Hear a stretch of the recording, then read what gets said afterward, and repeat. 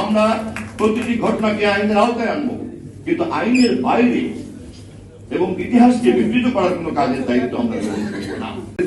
আমরা অবশ্যই সাজার আওতায় আনবো, কোন অপরাধকে আমরা তামাদি হতে দেব না। আমরা প্রতিটি ঘটনাকে আইনের আওতায় আনবো, কিন্তু আইনের বাইরে এবং ইতিহাসকে বিকৃত করার কোন কাজের দায়িত্ব আমরা গ্রহণ করবো না। আমরা মনে করি না এই দেশ আমাদের শুধু একা,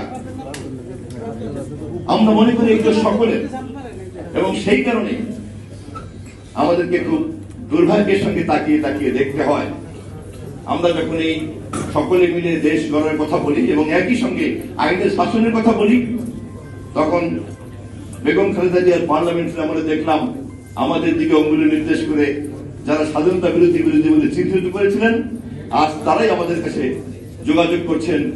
এই কারণে মুক্তিযুদ্ধের চেতনা, স্বাধীনতার চেতনা আপনারা ছাড়া আর কেউ রক্ষা করতে পারবে না। খুবই পরিহাস। আবার সেদিন যাদেরকে দেখেছিলাম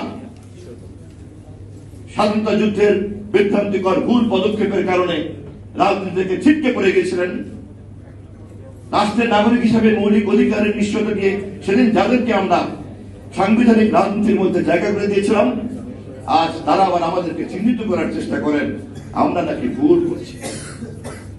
পরিষ্কার ভাবে বলে দিতে চাই, শহীদ রাষ্ট্রপতির মুক্তিযুদ্ধের, স্বাধীনতা যুদ্ধের ঘোষণা, বিদ্রোহ, 7ই নভেম্বরে তার বিপ্লব সংহতি দিবসের ডাক, 79-তে তার বহুদলীয় পার্লামেন্ট নির্বাচন, 91-তে বেগম খালেদা জিয়ার আন্দোলন সংগ্রামের মধ্য দিয়ে জাতীয় সংসদে প্রধানমন্ত্রী নির্বাচিত হওয়া, দীর্ঘ 17 বছরের প্রবাস জীবনকে অতিক্রান্ত করে দেশ নায়ক তারেক রহমানের গত 12 ফেব্রুয়ারি নির্বাচনে আবার প্রধানমন্ত্রী হওয়া, এই সব কিছুর মধ্যে নিহিত আছে এই দেশের মালিক সকলের এবং সকল মালিকের এবং সকল দলের গণতান্ত্রিক সাংবিধানিক অধিকার নিশ্চিত করার একমাত্র দক্ষতা এবং যোগ্যতা রাখে বিএনপি, বাংলাদেশ জাতীয়তাবাদী দল। এবং সে কারণেই শহীদ জিয়ার যুদ্ধের দেশপ্রেম আর দেশে সকল দলকে সাথে নিয়ে গণতন্ত্র প্রতিষ্ঠা করা এবং তার প্রাতিষ্ঠানিক রূপ দেওয়ার যে চেতনা, এই দুই একই মুদ্রার এপিট আর ওপিট এবং একে অপরের অনিবার্য অংশীদার।